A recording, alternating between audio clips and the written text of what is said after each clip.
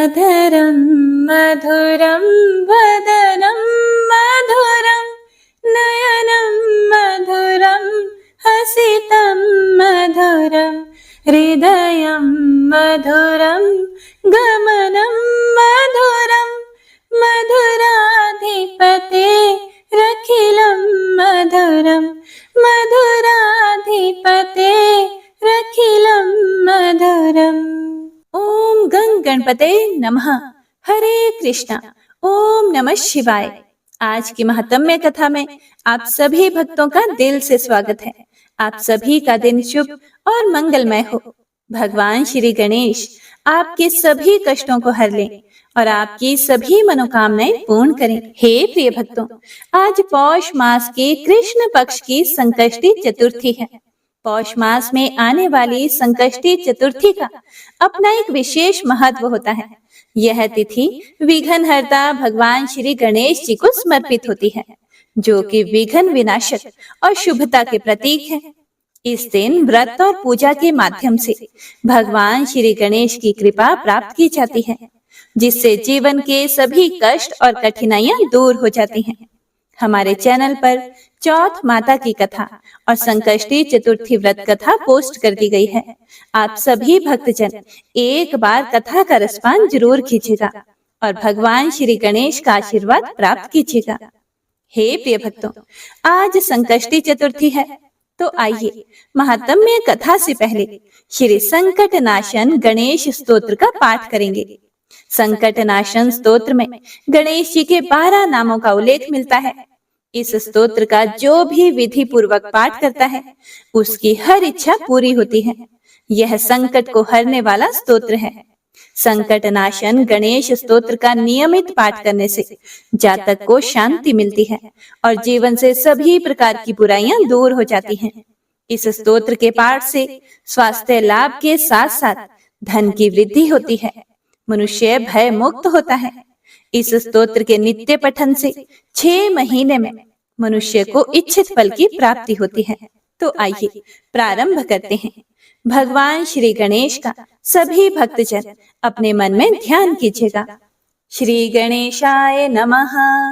नारद उवाच प्रणम्य शिरसा देवं गौरीपुत्रं विनायकं भक्तावासं स्मरे नित्यं आयुः कामार्थ सिद्धये। प्रथमं वक्रतुण्डं च एकदन्तं द्वितीयकं तृतीयं कृष्णपिङ्गाक्षं गजवक्त्रं चतुर्थकं लम्बोदरं पञ्चमं च षष्ठं विकटमेव च सप्तम विघ्नराजेन्द्रं धूम्रवर्णं तथाष्टमं नवम भालचन्द्रं च दशम तु विनायकम् एकादशं गणपतिं द्वादशं तु गजाननं द्वादशैतानि नामानि त्रिसन्ध्यं यः पठे नरः न च विघ्नभयं तस्य सर्वसिद्धिकरं प्रभो। विद्यार्थी लभते विद्यां धनार्थी लभते धनं पुत्रार्थी लभते पुत्रान् मोक्षार्थी लभते गतिम्। जपेद गणपति स्तोत्रं षड्भिर्मासै फलं लभेत् संवत्सरेण सिद्धिं च लभते नात्र संशयः। अष्टभ्यो ब्राह्मणेभ्यश्च लिखित्वा यः समर्पयेत् तस्य विद्या भवेत् सर्वा गणेशस्य प्रसादतः। इति श्री नारद पुराणम संकटनाशनम महागणपति स्तोत्रम संपूर्णम। हे प्रिय भक्तों, तो आइए अब इसे हिंदी में सुनते हैं। श्री गणेश भगवान को मेरा प्रणाम है।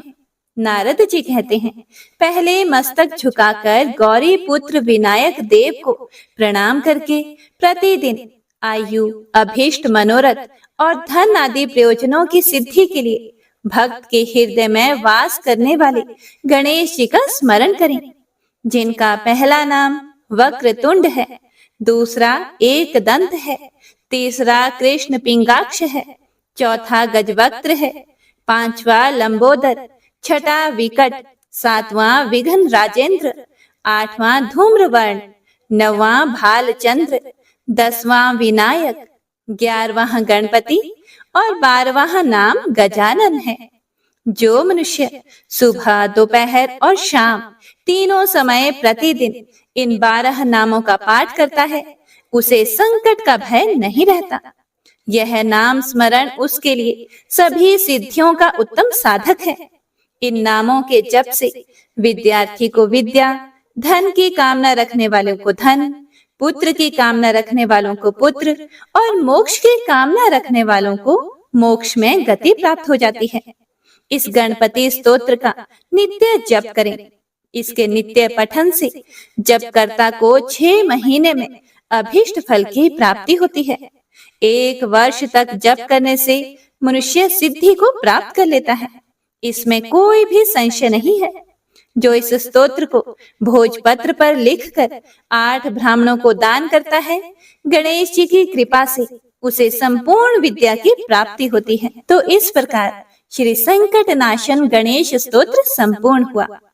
हे प्रिय भक्तों, तो आइए अब सुनते हैं आज की भगवान श्री कृष्ण और उनके सच्चे भक्त की कहानी। उसके बाद आज की पुण्य फल देने वाली महात्म्य कथा का रसपान करेंगे। एक बार एक सेठ जी रहा करते थे, जो कि भगवान श्री कृष्ण के परम भक्त थे। वह अपना काम धंधा करते और सोते जागते हुए ठाकुर जी का ही नाम जपते रहते थे। उनका एक नियम था, वह प्रतिदिन शाम को कृष्ण मंदिर में जाकर 4 लड्डुओं का भोग लगाते थे। एक दिन उन्हें किसी काम से शहर से बाहर जाना पड़ा और वहां जोरदार बारिश होने लगी। अब सेठ जी वापस ना आ सके, लेकिन वहां भी वह ठाकुर जी को ही याद कर रहे थे। कुछ समय तो परेशान रहे कि आज मेरा भोग लगाने का नियम छूट जाएगा। फिर उन्होंने अपने मन में कान्हा जी से प्रार्थना की कि हे प्रभु, अगर मेरी भक्ति सच्ची है तो हे कृष्ण भगवान, मेरा नियम मत टूटने देना। और वह कान्हा जी का नाम लेते लेते ही सो गया। अब अगले दिन जब वह वापस आकर मंदिर जाने लगा तो दुकान में प्रसाद में 4 लड्डुओं को लेते हैं और दुकानदार को पैसे देते हैं। दुकानदार उस सेठ से कहता है कि सेठ जी, आपके कल के पैसे भी रहते हैं। अब यह सुनकर तो वह बड़ा ही हैरान हो गया। उन्होंने दुकानदार को कहा कि कल तो वह आए ही नहीं थे, तो कल प्रसाद लेकर कौन गया? तब दुकानदार ने उन्हें बताया कि कल एक छोटा सा लड़का बांसुरी पकड़े हुए आया था और उसने कहा कि 4 लड्डू दे दीजिए और सेठ जी के खाते में इसके पैसे लिख दीजिए। यह सुनते ही सेठ जी की आंखों से आंसुओं की धारा बहने लगी और तब उन्हें याद आया कि कल उन्होंने भगवान श्री कृष्ण से प्रार्थना की थी और उनसे कहा था कि ठाकुर जी, मैं तो नहीं आ सकता, पर आप तो किसी को भोग लेने भेज ही सकते हो। यह बातें सोचकर सेठ जी की आंखों से आंसुओं की धारा बह रही थी और दुकानदार भी हैरान था। दुकानदार ने पूछा कि सेठ जी क्या हुआ? तब सेठ जी ने उस दुकानदार को सारा प्रसंग बताया। यह सुनकर तो दुकानदार सेठ जी के पैरों में गिर पड़े और बोले कि सेठ जी, आपकी सच्ची भक्ति की वजह से ही मुझे ठाकुर जी के दर्शन हुए हैं। हे प्रिय भक्तों, तो ठाकुर जी तो ऐसे ही हैं, जो उनकी सच्ची भक्ति करता है उसके सारे काम संवारने ठाकुर जी स्वयं आते हैं। तो प्रेम से बोलिए राधा कृष्ण भगवान की जय। तो आइए अब सुनते हैं आज की महात्म्य कथा। जय श्री गणेश। पिछले अध्याय में आपने जाना था कि किस प्रकार महादेव जी ने माता पार्वती को पुण्य व्रत का विधान और पुण्य व्रत की कथा बताई थी। तब माता पार्वती ने उस व्रत को विधि विधान से किया और श्री हरि की स्तुति की। तो आइए अब सुनते हैं आगे का वृतांत। भगवान श्री नारायण कहते हैं, हे देव ऋषि नारद, पार्वती जी द्वारा की गई उस स्तुति को सुनकर करुणा निधि श्री कृष्ण ने पार्वती जी को अपने उस स्वरूप के दर्शन करवाए जो सबके लिए अदृश्य और परम दुर्लभ है। उस समय पार्वती देवी स्तुति करके अपने मन को एकमात्र श्री कृष्ण में लगाकर ध्यान में संलग्न थी। उन्होंने उस तेजो राशि के मध्य सबको मोहित करने वाले श्री कृष्ण के स्वरूप का दर्शन किया। वह एक रतन पूर्ण मनोरम आसन पर, जो बहुमूल्य रत्नों का बना हुआ था, जिसमें हीरे जड़े हुए थे और जो मणियों की मालाओं से शोभित था, उस पर विराजमान थे। उनके शरीर पर पीतांबर सुशोभित था और हाथ में वंशी शोभा दे रही थी। गले में वनमाला की निराली छटा थी। शरीर का रंग श्याम था। रत्नों के आभूषण उनकी शोभा बढ़ा रहे थे। उनकी किशोर अवस्था तथा वेशभूषा विचित्र थी। उनके ललाट पर चंदन की खौर लगी थी। ऐसे उस रूप को देखकर सुंदरी पार्वती ने मन ही मन उसी के अनुरूप पुत्र की कामना की और उसी क्षण उन्हें वह वर प्राप्त भी हो गया। इस प्रकार वरदानी परमात्मा ने पार्वती जी के मन में जिस जिस वस्तु की कामना थी उसे पूर्ण करके देवताओं का भी अभीष्ट सिद्ध किया। उसके बाद यह तेज अंतर ध्यान हो गया। हे देवऋषि नारद, तब देवताओं ने कृपा परवश हो सनत कुमार को समझाया और उन्होंने उन उमा रहित दिगंबर शिव को प्रसन्न चित वाली पार्वती को लौटा दिया। फिर तो विश्व को आनंदित करने वाली दुर्गा ने ब्राह्मणों को अनेक प्रकार के रत्न तथा भिक्षुओं और बंदियों को सुवर्ण दान किए। ब्राह्मणों, देवताओं तथा पर्वतों को भोजन करवाया। सर्वोत्तम उपहारों द्वारा शंकर जी की पूजा की। बाजा बजवाया, मांगलिक कार्य करवाए और श्री हरि से संबंध रखने वाले सुंदर गीत गवाए। इस प्रकार दुर्गा जी ने व्रत को समाप्त करके परम उल्लास के साथ दान देकर सबको भोजन करवाया। उसके बाद अपने स्वामी शिव जी के साथ स्वयं भी भोजन किया। इसके बाद उत्तम पान के सुंदर बीड़े जो कपूर आदि से सुवासित थे क्रमशः सबको देकर कौतुकवश शिव जी के साथ स्वयं भी खाया। उसके बाद पार्वती देवी ने एकांत में भगवान शंकर के साथ विहार किया। इसी बीच में एक ब्राह्मण दरवाजे पर आया। हे मुने, उस भिक्षुक ब्राह्मण का रूप तेला भाव के कारण सूखा था।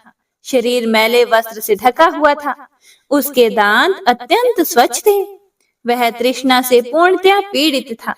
उसका शरीर कृश था। वह उज्जवल वर्ण का तिलक धारण किए हुए था।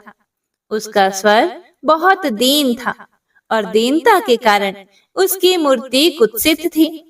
इस प्रकार के उस अत्यंत वृद्ध तथा दुर्बल ब्राह्मण ने अन्न की याचना करने के लिए दरवाजे पर डंडे के सहारे खड़े होकर महादेव जी को पुकारा। ब्राह्मण ने कहा, हे महादेव जी, आप क्या कर रहे हैं? मैं 7 रात तक चलने वाले व्रत के समाप्त होने पर भूख से व्याकुल होकर भोजन की इच्छा से आपकी शरण में आया हूँ। आप मेरी रक्षा कीजिए। हे तात, आप तो करुणा के सागर हैं। इसीलिए मुझे जराग्रस्त तथा तृष्णा से अत्यंत पीड़ित वृद्ध की ओर तो दृष्टि डालिए। अरे ओ महादेव जी, आप क्या कर रहे हैं? हे माता पार्वती, उठो और मुझे सुवासित जल तथा अन्न प्रदान करो। हे गिरिराज कुमारी, मुझे शरणागत की रक्षा करो। माता, ओ माता, आप तो जगत की माता हो, फिर मैं जगत से बाहर थोड़ी हूँ, इसीलिए जल्दी आओ। भला अपनी माता के रहते हुए मैं किस कारण भूख से पीड़ित हो रहा हूँ? हे मुने, ब्राह्मण की दीन वाणी सुनकर शिव पार्वती उठे और इसी समय शिव जी का शुक्रपात हो गया। वे पार्वती के साथ द्वार पर आए। वहां उन्होंने उस वृद्ध तथा दीन ब्राह्मण को देखा जो वृद्ध अवस्था से अत्यंत पीड़ित था। उसके शरीर में झुर्रियां पड़ गई थी। वह डंडा लिए हुए था और उसकी कमर झुक गई थी। वह तपस्वी होते हुए भी अशांत था। उसके कंठ, ओठ और तालु सूख गए थे और वह बड़ी शक्ति लगाकर इन दोनों को प्रणाम तथा उनकी स्तुति कर रहा था। उसके अमृत से भी उत्तम वचन सुनकर नीलकंठ महादेव जी प्रसन्न हो गए। तब महादेव जी मुस्कुराते हुए परम प्रेम के साथ उससे बोले। शंकर जी बोले, हे वेद वेत्ताओं में श्रेष्ठ विप्रवर, इस समय मैं यह जानना चाहता हूँ कि आपका घर कहाँ है और आपका नाम क्या है। इसे जल्दी से मुझे बताओ। पार्वती देवी बोली, हे विप्रवर, आपका आगमन कहाँ से हुआ है? मेरा परम सौभाग्य था जो आप यहाँ पधारे। आप ब्राह्मण अतिथि होकर मेरे घर पर आए हैं, इसीलिए आज तो मेरा जन्म सफल हो गया। हे द्विज श्रेष्ठ, अतिथि के शरीर में देवता, ब्राह्मण और गुरु निवास करते हैं। इसीलिए जिसने अतिथि का आदर सत्कार कर लिया, उसने मानो तीनों लोगों की पूजा कर ली। अतिथि के चरणों में सभी तीर्थ सदा वर्तमान रहते हैं। हे प्रिय भक्तों, इसीलिए कहा गया है अतिथि देवो भव। इसीलिए अतिथि के चरण प्रक्षालन के जल से निश्चय ही गृहस्थ को तीर्थों का फल प्राप्त हो जाता है। जिसने अपनी शक्ति के अनुसार यथोचित रूप से अतिथि की पूजा कर ली, उसने मानो सभी तीर्थों में स्नान कर लिया तथा सभी यज्ञों में दीक्षा ग्रहण कर ली। जिसने भारतवर्ष में भक्ति पूर्वक अतिथि का पूजन कर लिया, उसके द्वारा तो मानो भूतल पर संपूर्ण महादान कर लिए गए हों। क्योंकि वेदों में वर्णित जो अनेक प्रकार के पुण्य हैं, वे तथा उनके अतिरिक्त अन्य पुण्य कर्म भी अतिथि सेवा की 16वीं कला की समानता नहीं कर सकते। इसीलिए जिसके घर से अतिथि अनादृत होकर लौट जाता है, मतलब कि अपमानित होकर चला जाता है, उस गृहस्थ के पितृ, देवता, अग्नि और गुरुजन भी तिरस्कृत हो जाते हैं और उस अतिथि के पीछे पीछे चले जाते हैं। जो अपने अभीष्ट अतिथि की अर्चना नहीं करता, वह बड़े बड़े पापों को प्राप्त करता है। ब्राह्मण ने कहा, हे वेदज्ञ, आप तो वेदों के ज्ञान से संपन्न हैं, इसीलिए वेदोक्त विधि से पूजन कीजिए। हे माता, मैं भूख प्यास से पीड़ित हूँ। मैंने श्रुतियों में ऐसा वचन सुना है कि जब मनुष्य व्याधि युक्त आहार रहित अथवा उपवास व्रती होता है, तब वह स्वेच्छानुसार भोजन करना चाहता है। माता पार्वती ने पूछा, हे विप्रवर, आप क्या भोजन करना चाहते हैं?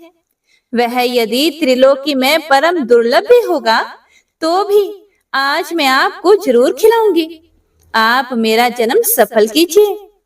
तब ब्राह्मण ने कहा, हे सुव्रते, मैंने सुना है कि उत्तम व्रत परायणा आपने पुण्य व्रत में सभी प्रकार का भोजन इकट्ठा किया है। इसीलिए उन्हीं अनेक प्रकार के मिष्ठानों को खाने के लिए ही तो मैं इधर आया हूँ। मैं आपका पुत्र हूँ। जो मिष्ठान तीनों लोकों में दुर्लभ है, उन पदार्थों को मुझे देकर आप सबसे पहले मेरी पूजा करें। हे साध्वी, वेदवादियों का कथन है कि पिता 5 प्रकार के होते हैं, माताएं अनेक तरह की कही जाती हैं और पुत्र के 5 भेद हैं। विद्यादाता अर्थात गुरु, अन्नदाता भय से रक्षा करने वाला, जन्मदाता अर्थात पिता और कन्यादाता, ये मनुष्यों के वेदोक्त पिता कहे गए हैं। गुरु पत्नी, गर्भधात्री अर्थात जननी, स्तनदात्री अर्थात धाय, पिता की बहन अर्थात बुआ, माता की बहन अर्थात मौसी, माता की सहपत्नी अर्थात सौतेली माता, अन्न प्रदान करने वाली और पुत्र वधू, ये माताएं कहलाती हैं। भृत्य, शिष्य, दत्तक, वीर्य से उत्पन्न और शरणागत, ये 5 प्रकार के पुत्र हैं। इनमें 4 धर्म पुत्र कहलाते हैं और 5वां औरस पुत्र धन का भागी होता है। हे माता, मैं आप पुत्र हीना का भी अनाथ पुत्र हूँ। मैं वृद्धावस्था से ग्रस्त हूँ और इस समय भूख प्यास से पीड़ित होकर आपकी शरण में आया हूँ।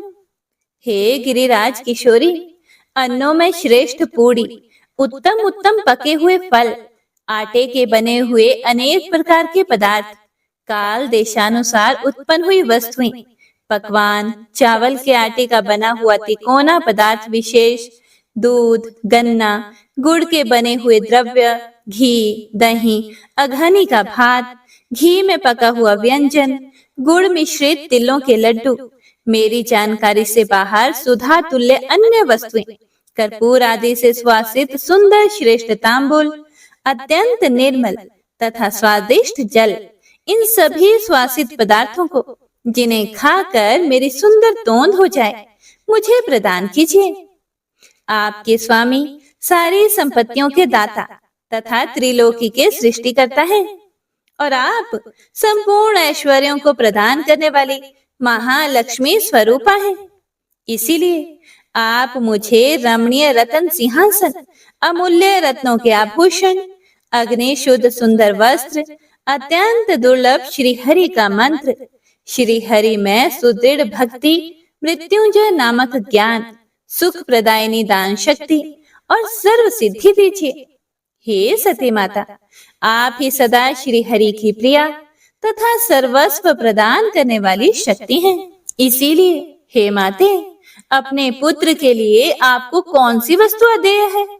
मैं उत्तम धर्म और तपस्या में लगे हुए मन को अत्यंत निर्मल करके सारा कार्य करूंगा, लेकिन जन्म हेतु कामनाओं में नहीं लगूंगा, क्योंकि मनुष्य अपनी इच्छा से कर्म करता है। कर्म से भोग की प्राप्ति होती है और वे भोग शुभ और अशुभ दो प्रकार के होते हैं और वे ही दोनों सुख दुख के हेतु हैं। हे जगदम्बिके, ना किसी से दुख होता है ना सुख, सब अपने कर्म का ही भोग है। इसीलिए विद्वान पुरुष कर्म से विरत हो जाते हैं। हे देवी, आपकी तपस्या और पूजन तो लोक शिक्षा के लिए है, क्योंकि आप नित्य स्वरूपा सनातनी देवी हैं और समस्त कर्मों का फल प्रदान करने वाली हैं। प्रत्येक कल्प में श्री कृष्ण गणेश रूप से आपके पुत्र बनकर आपकी गोद में आते हैं। हे प्रिय भक्तों, ऐसा कहकर वे ब्राह्मण तुरंत ही अंतर्ध्यान हो गए। वे परमेश्वर इस प्रकार अंतर्हित होकर बाल रूप धारण करके महल के भीतर स्थित पार्वती जी की शैया पर जाकर पहुंच गए और जन्मे हुए बालक की भांति घर की छत के भीतरी भाग की ओर देखने लगे। उस बालक के शरीर की आभा शुद्ध चंपक के समान थी। उसका प्रकाश करोड़ों चंद्रमाओं की भांति उद्दीप्त था। सभी लोग सुख पूर्वक उसकी ओर देख सकते थे। वह नेत्रों की ज्योति बढ़ाने वाला था। कामदेव को विमोहित करने वाला उसका अत्यंत सुंदर शरीर था। उसका अनुपम मुख शारदीय पूर्णिमा का उपहास कर रहा था। सुंदर कमल को तिरस्कृत करने वाले उसके सुंदर नेत्र थे। ओष्ठ और अधरपुट ऐसे लाल थे कि उसे देखकर पका हुआ बेम्ब फल भी लज्जित हो जाता था। कपाल और कपोल परम मनोहर थे। गरुड़ के चोंच की भी निंदा करने वाली रुचिर नासिका थी। उसके सभी अंग उत्तम थे। त्रिलोकी में कहीं भी उसकी उपमा नहीं थी। हे नारद, इस प्रकार वह रमणीय शैया पर सोया हुआ शिशु हाथ पैर उछाल रहा था। ओम नमो नारायणाय। तो आज की ये महात्म्य कथा यहीं पर समाप्त होती है। वह नन्हा शिशु कौन था, यह जानने के लिए आप सभी भक्तजन अगला अध्याय जरूर सुनिएगा। आइए अब गजेंद्र मोक्ष स्तोत्र का पाठ करते हैं।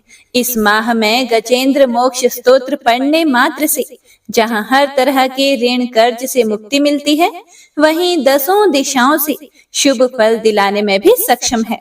इस स्तोत्र का जाप करने से जीवन में किसी भी प्रकार की परेशानियों से मुक्ति मिलती है। श्रीमद् भगवत गीता के 3रे अध्याय में गजेंद्र स्तोत्र पढ़ने को मिलता है। इस स्तोत्र में हाथी और मगरमच्छ के साथ हुए युद्ध का वर्णन किया गया है और गजेंद्र जब युद्ध से हार जाता है तो भगवान श्री हरि विष्णु का ध्यान करके उनकी स्तुति करता है और उसकी स्तुति से प्रसन्न होकर भगवान श्री हरि विष्णु आते हैं और उसे मोक्ष प्रदान करते हैं। और हे प्रिय भक्तों, इस पाठ को करते समय अगर हम अपने मन में यह भावना रखें कि हे श्री हरि विष्णु, हे मेरे प्रभु, जिस प्रकार से आपने गजेंद्र को परेशानी से बाहर निकाला, उसी प्रकार से हमें भी हमारी परेशानियों से बाहर निकालिए, तो यकीन मानिए निश्चित ही भगवान श्री हरि विष्णु हमारी मदद स्वयं करते हैं। तो आइए अब सच्चे मन से भगवान श्री हरि विष्णु का ध्यान करके इस परम कल्याणकारी स्तोत्र का पाठ करते हैं। जय श्री हरि विष्णु। शुक जी ने कहा कि बुद्धि के अनुसार पिछले अध्याय में वर्णन किए गए रीति से अपने मन को नियंत्रित करके और हृदय को स्थिर करके गजेंद्र अपने पिछले जन्म में याद किए गए सर्वोच्च कार्य और बार बार जप किए जाने वाले स्तोत्र का जाप करने लगा। गजेंद्र ने मन ही मन श्री हरि को ध्यान करते हुए कहा, जिनके प्रवेश करने से शरीर और मन चेतन की तरह व्यवहार करने लगते हैं, ओम द्वारा लक्षित और पूरे शरीर में प्रकृति और पुरुष के रूप में प्रवेश करने वाले उस सर्वशक्तिमान देवता का मैं मन ही मन स्मरण करता हूँ, जिनके सहारे ये पूरा संसार टिका हुआ है, जिनसे ये संसार अवतरित हुआ है और जिन्होंने प्रकृति की रचना की है और जो खुद उसके रूप में प्रकट हैं, लेकिन इसके बावजूद भी वो इस पूरी दुनिया से सर्वोपरि और श्रेष्ठ हैं। ऐसे अपने आप और बिना किसी कारण के भगवान की मैं शरण में जाता हूँ और अपने संकल्प शक्ति के बल पर अपने ही स्वरूप में रचित और सृष्टि काल में प्रकट एवं प्रलय में अप्रकट रहने वाले इस शास्त्र प्रसिद्धि प्राप्त कार्य कारण रूपी संसार को, जो बिना कुंठित दृष्टि के साक्ष्य रूप में देखते रहने पर भी लिप्त नहीं होते, चक्षु आदि प्रकाशकों के परम प्रकाशक प्रभु, आप मेरी रक्षा करें। बीतते गए समय के साथ तीनों लोकों और ब्रह्मादि लोकपालों के पंचभूत में प्रवेश कर जाने पर और पंचभूतों से लेकर महत्वपूर्ण सभी कारणों के उनकी परम करुणा स्वरूप प्रकृति में मगन हो जाने पर उस समय दुर्गेय और घोर अंधकार रूपेण प्रकृति ही बच रही थी। उस अंधकार से परे अपने परम धाम में जो सर्वव्यापी भगवान सभी दिशाओं में प्रकाशित होते रहते हैं, वो भगवान मेरी रक्षा करें। विभिन्न नाट्य रूपों में अभिनय करने वाले और उस अभिनेता के वास्तविक स्वरूप को जिस प्रकार से साधारण लोग भी नहीं जान पाते, उसी तरह से सत्व प्रधान देवता और महर्षि भी जिनके स्वरूप को नहीं जान पाते, ऐसे में कोई साधारण प्राणी उनका वर्णन कैसे कर सकता है। ऐसे दुर्गम चरित्र वाले भगवान मेरी रक्षा करें। अनेकों शक्ति से मुक्त सभी प्राणियों को आत्म बुद्धि प्रदान करने वाले, सबके बिना कारण हित और अतिशय साधु स्वभाव ऋषि मुनिजन, जिनके परम स्वरूप को देखने की इच्छा के साथ वन में रहकर अखंड ब्रह्मचर्य तमाम अलौकिक व्रतों को नियमों के अनुसार पालन करते हैं, ऐसे प्रभु ही मेरी गति है। वह जिनका हमारी तरह ना तो जन्म होता है और ना जिनके द्वारा अहंकार प्रेरित कर्म ही होते हैं, जिनके निर्गुण स्वरूप का ना कोई नाम है और ना ही कोई रूप है, इसके बावजूद भी समय के साथ इस संसार की सृष्टि और प्रलय के लिए अपनी इच्छा से अपने जन्म को स्वीकार करते हैं। उन अनंत शक्ति संपन्न परम ब्रह्म परमेश्वर को मेरा नमस्कार है। उन प्राकृत आकार रहित और अनेक रूप वाले अद्भुत भगवान को मेरा बारंबार नमस्कार है। स्वयं प्रकाशित सभी साक्ष्य परमेश्वर को मेरा शत शत नमन है। वैसे देव जो मन, वाणी और चित्त वृत्तियों से परे हैं, उन्हें मेरा बारंबार नमस्कार है। विवेक से परिपूर्ण पुरुष के द्वारा सभी सत्व गुणों से परिपूर्ण निवृत्ति धर्म के आचरण से मिलने योग्य और मोक्ष सुख की अनुभूति रूपी भगवान को मेरा नमस्कार है। सत्व गुणों को स्वीकार करके शांत, रजोगुण को स्वीकार करके घोर और तमोगुण को अपनाकर मूढ़ से प्रतीत होने वाले भेद रहित अतएव सदा संभाव से स्थित ज्ञान धन प्रभु को मेरा नमस्कार है।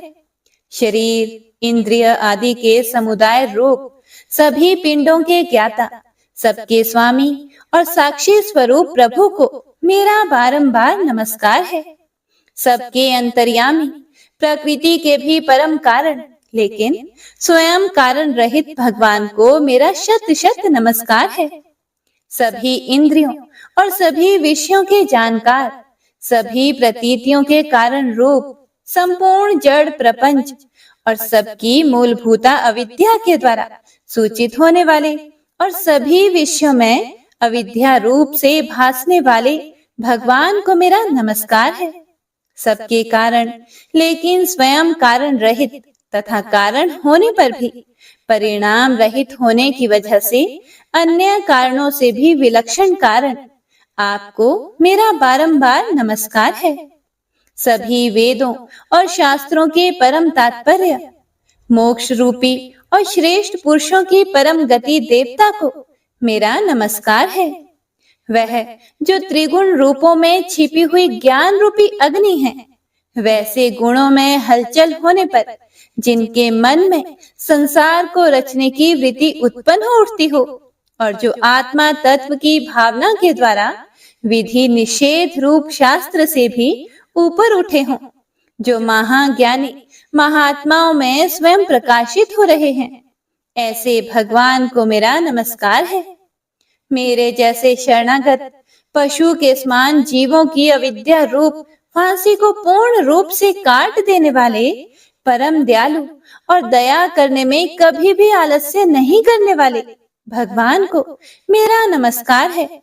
अपने अंश से सभी जीवों के मन में अंतर्यामी रूप से प्रकट होने वाले सर्वनियंता अनंत परमात्मा आपको मेरा नमस्कार है।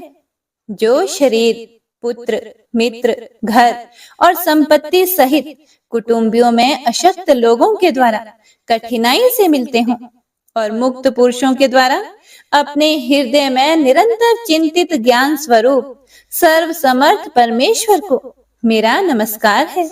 वह जिन्हें धर्म, अभिलाषित भोग, धन और मोक्ष की कामना से मनन करके लोग अपनी मनचाही इच्छा पूर्ण कर लेते हैं, अपितु जिन्हें विभिन्न प्रकार के अयाचित भोग और अविनाशी पार्षद शरीर भी देते हैं, वैसे अत्यंत दयालु प्रभु मुझे इस प्रकार की विपदा से हमेशा के लिए बाहर निकालें।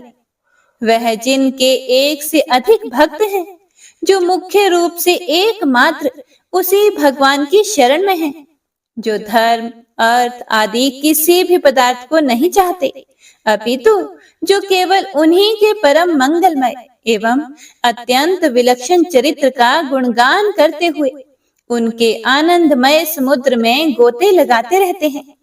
उन अविनाशी, सर्वव्यापी, सर्वमान्य ब्रह्मादि के भी नियामक अभक्तों के लिए भी हमेशा प्रकट होने वाले, भक्ति योग द्वारा प्राप्त अत्यंत निकट होने पर भी माया के कारण अत्यंत दूर महसूस होने वाले, इंद्रियों के द्वारा अगम्य और अत्यंत दुर्विज्ञ, अंत रहित लेकिन सभी के आदि कारक और सभी तरफ से परिपूर्ण उन प्रभु की मैं स्तुति करता हूँ।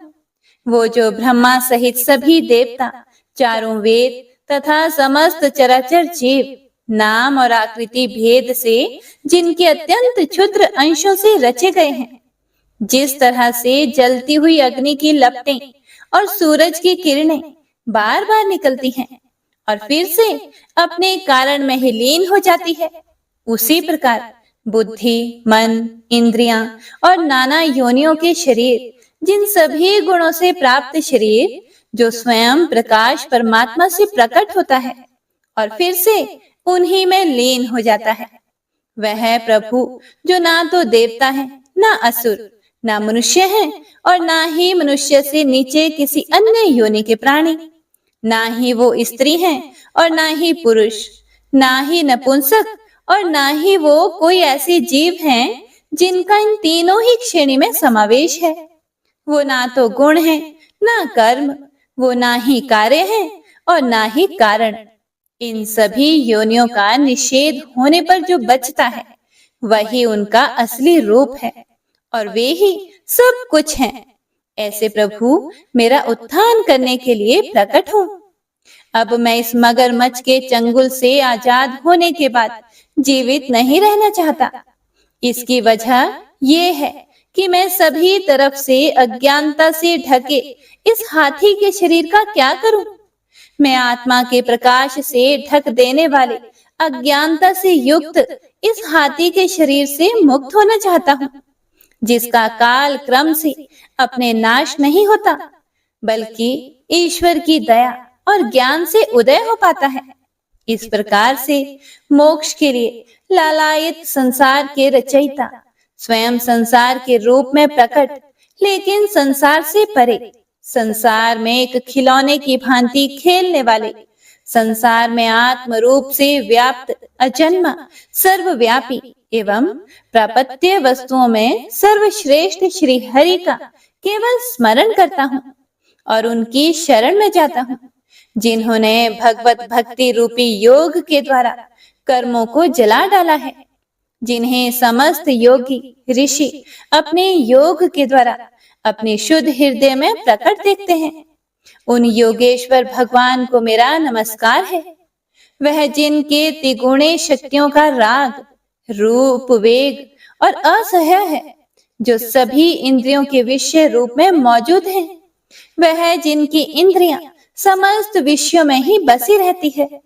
ऐसे लोगों को जिनको मार्ग मिलना भी संभव नहीं है, वैसे शरणागत एवं अपार शक्तिशाली वाले भगवान, आपको मेरा बारंबार नमस्कार है।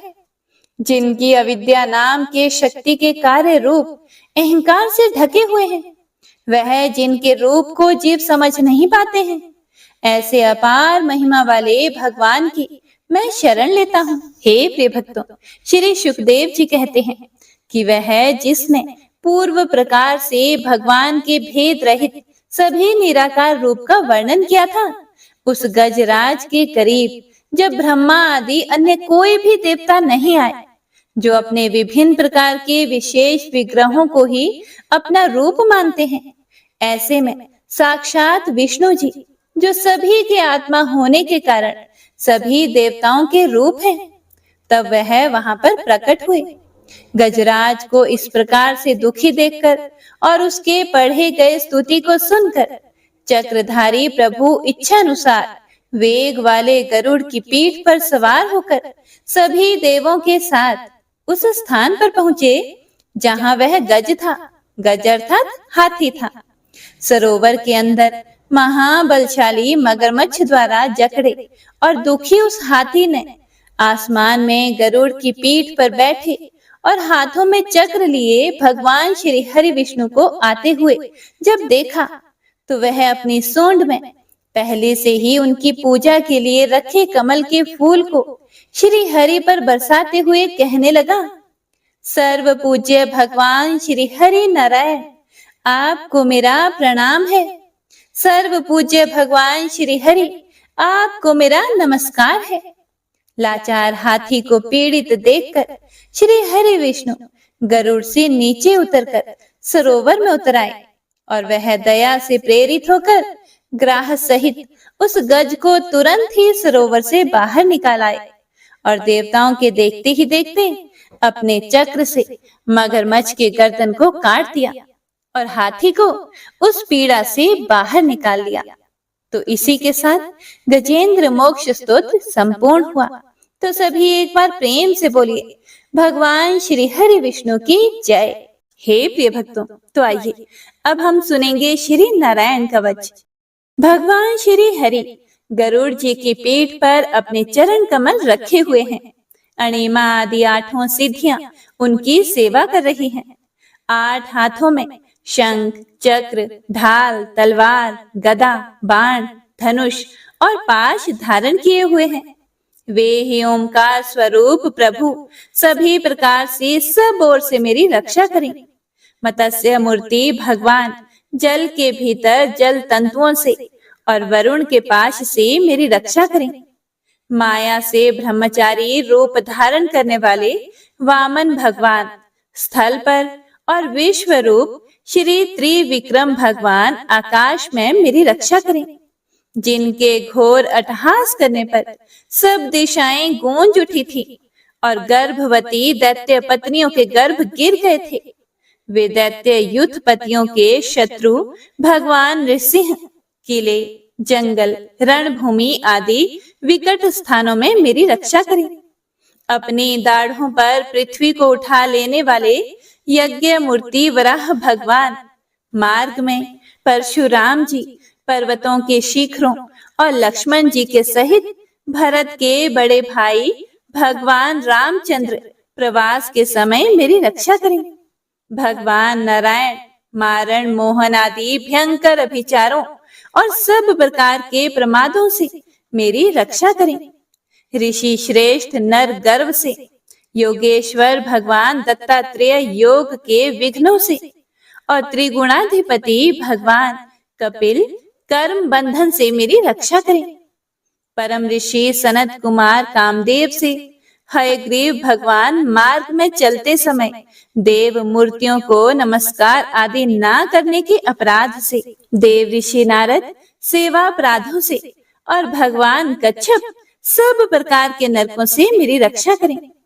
भगवान धन्वंतरी कुपथ्य से, जितेंद्र भगवान ऋषभ देव सुख दुख आदि भयदायक द्वंद्वों से, यज्ञ भगवान लोकापवाद से, बलराम जी मनुष्य कृत कष्टों से और श्री शेष जी क्रोध वश नामक सर्पों के गणों से मेरी रक्षा करें।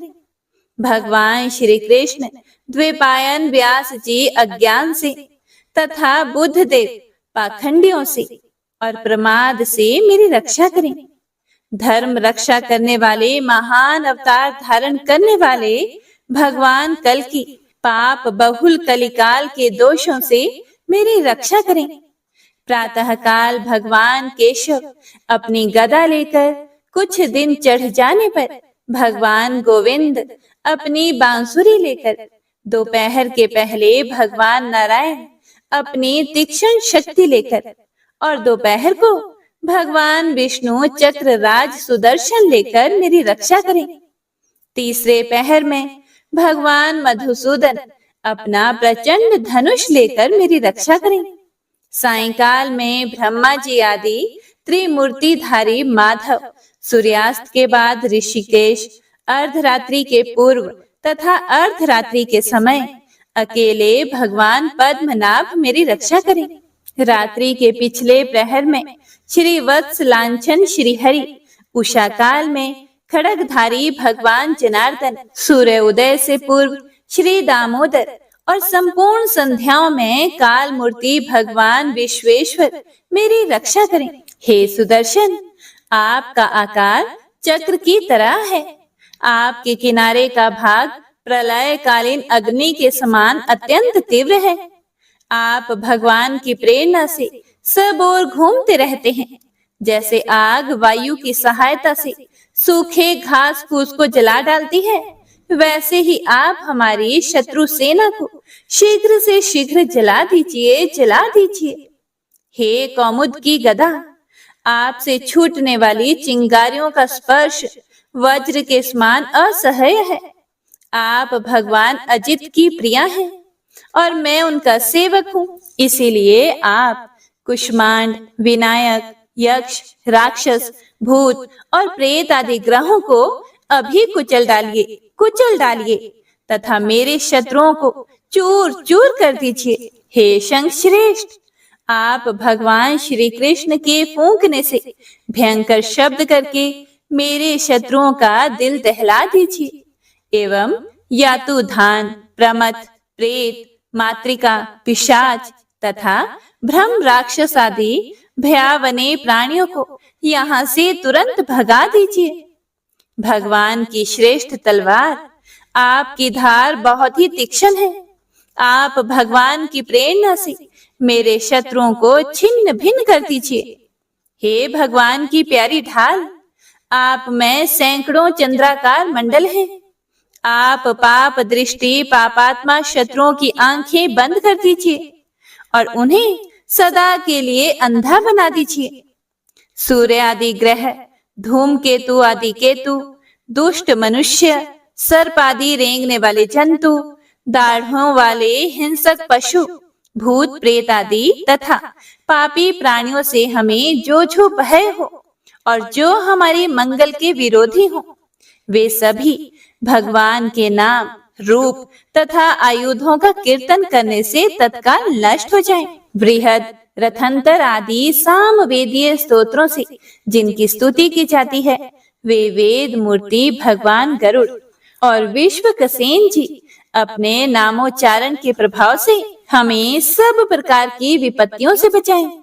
श्री हरि के नाम, रूप, वाहन, आयुध और श्रेष्ठ पार्षद हमारी बुद्धि, इंद्रिय, मन और प्राणों को सब प्रकार की आपत्तियों से बचाएं। जितना भी कार्य अथवा कारण रूप जगत है वह वास्तव में भगवान ही है। इस सत्य के प्रभाव से हमारे सारे उपद्रव नष्ट हो जाएं। जो लोग ब्रह्मा और आत्मा की एकता का अनुभव कर चुके हैं, उनकी दृष्टि में भगवान का स्वरूप समस्त विकल्पों से रहित है, भेदों से रहित है। फिर भी वे अपनी माया शक्ति के द्वारा भूषण, आयुध और रूप नामक शक्तियों को धारण करते हैं। यह बात निश्चित रूप से सत्य है। इसी कारण सर्वज्ञ, सर्वव्यापक भगवान श्री हरि सदा सर्वत्र सब स्वरूपों से हमारी रक्षा करें। जो अपने भयंकर अट्टहास से सब लोगों के भय को भगा देते हैं और अपने तेज से सबका तेज ग्रस लेते हैं, वे भगवान नृसिंह दिशा विदिशा में नीचे ऊपर बाहर भीतर सब ओर से हमारी रक्षा करें। हे देवराज इंद्र, मैंने तुम्हें यह नारायण कवच सुना दिया है। इस कवच से तुम अपने आप को सुरक्षित कर लो। बस फिर तुम अनायास ही सब दैत्य युद्धपतियों को जीत लोगे। इस नारायण कवच को धारण करने वाला पुरुष जिसको भी अपने नेत्रों से देख लेता है अथवा पैर से छू देता है, तत्काल समस्त भयों से वह मुक्त हो जाता है। और जो इस वैष्णवी विद्या को धारण कर लेता है, उसे राजा, डाकू, प्रेत, पिशाच आदि और बाघ आदि हिंसक जीवों से भी कभी किसी प्रकार का भय नहीं होता। हे देवराज, प्राचीन काल की बात है, एक कौशिक गोत्री ब्राह्मण ने इस विद्या को धारण करके योग धारणा से अपना शरीर मरुभूमि में त्याग दिया। अब जहां उस ब्राह्मण का शरीर पड़ा था, उसके ऊपर से एक दिन गंधर्वराज चित्ररथ अपनी स्त्रियों के साथ विमान पर बैठकर निकले। वहां आते ही वे नीचे की ओर सिर किए विमान सहित आकाश से पृथ्वी पर गिर पड़े। इस घटना से उनके आश्चर्य की सीमा न रही। जब उन्हें बाल खिल्ले मुनियों ने बताया कि यह नारायण कवच धारण करने का प्रभाव है, तब उन्होंने उस ब्राह्मण देव की हड्डियों को ले जाकर पूर्व वाहिनी सरस्वती नदी में प्रवाहित कर दिया और फिर स्नान करके वे अपने लोक को चले गए। श्री सुखदेव जी आगे कहते हैं, हे परीक्षित, जो भी पुरुष इस नारायण कवच को समय पर सुनता और आदर पूर्वक इसे धारण करता है, उसके सामने सभी प्राणी आदर से झुक जाते हैं और वह सब प्रकार के भयों से मुक्त हो जाता है। हे परीक्षित, शतक्रतु इंद्र ने आचार्य विश्वरूप जी से यह वैष्णवी विद्या प्राप्त करके रणभूमि में असुरों को जीत लिया और वे त्रिलोक्य लक्ष्मी का उपभोग करने लगे। इति श्री नारायण कवच संपूर्णम। जय गणपति सद्गुण सदन कविवर बदन कृपाल विघ्न हरण मंगल करण जय जय गिरिजालाल जय जय गिरिजालाल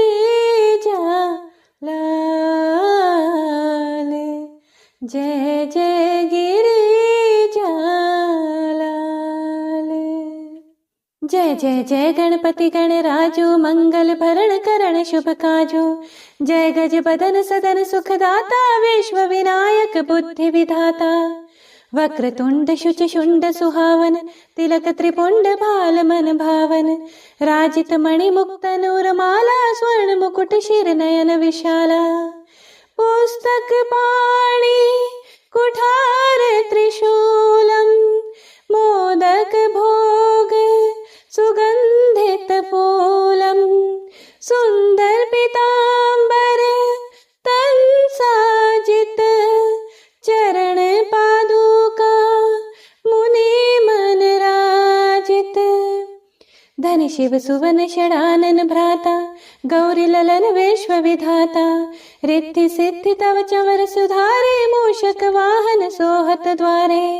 कहूँ जन्म शुभ कथा तुम्हारी, अति शुचि पावन मंगलकारी। एक समय गिरिराज कुमारी, पुत्र हेतु तप किन्हो भारे। भयो यज्ञ जब पूर्ण अनुपा, तब पहुँच्यो तुम धरि द्विज रूपा। अतिथि जानी कई गौरी सुखारी, बहुविधि सेवा करी तुम्हारी। अति प्रसन्न हवै वर दिन्हा, मातु पुत्र हित जो तप किन्हा। मिलहि पुत्र तुहि बुद्धि विशाला, बिना गर्भ धारण यही काला। गणनायक गुण ज्ञान निधाना, पूजित प्रथम रूप भगवाना। अस कहि अंतर्धान रूप वही, पलना पर बालक स्वरूप वही। बनी शिशु रुदन जब ही तुम ठाना, लखी मुख सुख नहीं गौरी समाना। सकल मगन सुख मंगल गावही, नभते सूरन सुमन वर्षावही। शंभु माँ बहुदान लुटावही, सुर मुनि जन सुत देखन आवही। लखियति आनंद मंगल साजा, देखन भी आए शनि राजा। निज अवगुण गुणीश्वनी मन माही, बालक देखन चाहत नाही। गिरजा कछु मन भेद बढ़ायो, उत्सव मोर न शनि तुहि भायो। कहन लगे शनि मन सकुचाई, का करि हऊ शिशु मोहि दिखाई। नहीं विश्वास उमा और भयऊ, शनि सो बालक देखन कहयो। पड़ते ही शनि दृग कोण प्रकाशा, बालक सिर उड़ गयो आकाशा। गिरजा गिरी विकल वही धरणी, सो दुख दशा गयो नहीं वर्णी। हाहाकार मचयो कैलाशा, शनि किन्ह्यो लखि सुत का नाशा। तुरत गरुड़ चढ़ी विष्णु सिधाए, काटि चक्र सो कच शिर लाए। बालक के धड़ ऊपर धार्यो, प्राण मंत्र पढ़ी शंकर डार्यो। नाम गणेश शंभु तब कीन्हे, प्रथम पूज्य बुद्धि निधि वर दीन्हे। बुद्धि परीक्षा जब शिव किन्हा, पृथ्वी कर प्रदक्षिण लेन्हा। चले षडानन भरमि भुलाए, रचे बैठ तुम बुद्धि उपाय। चरण मातु पितु के धर लिन्हे, तिनके साथ प्रदक्षिण किन्हे। धनी गणेश कहि शिव ही हर्षे, नभते सुरन सुमन बहु बरसे। तुम्हारी महिमा बुद्धि बढ़ाई, शेष सहस मुख सकै न गाई। मैं मतिहीन मलिन दुखारी, करहूँ कौन विधि विनय तुम्हारी। भजत राम सुंदर प्रभु दासा, जग प्रयाग ककरा दुर्वासा। अब प्रभु दया दीन पर कीजे, अपनी भक्ति शक्ति कछु दीजे। श्री गणेश यह चालीसा, पाठ करे धर ध्यान। नित नव मंगल गृह बसे, लहे जगत सन्मान। संबंध अपने सहस्त्र दश, ऋषि पंचमी दिनेश। पूर्ण चालीसा भयो, मंगल मूर्ति गणेश। मंगल मूर्ति गणेश। मंगल मूर्ति गणेश। प्रेम से बोलिए गणपति महाराज की जय।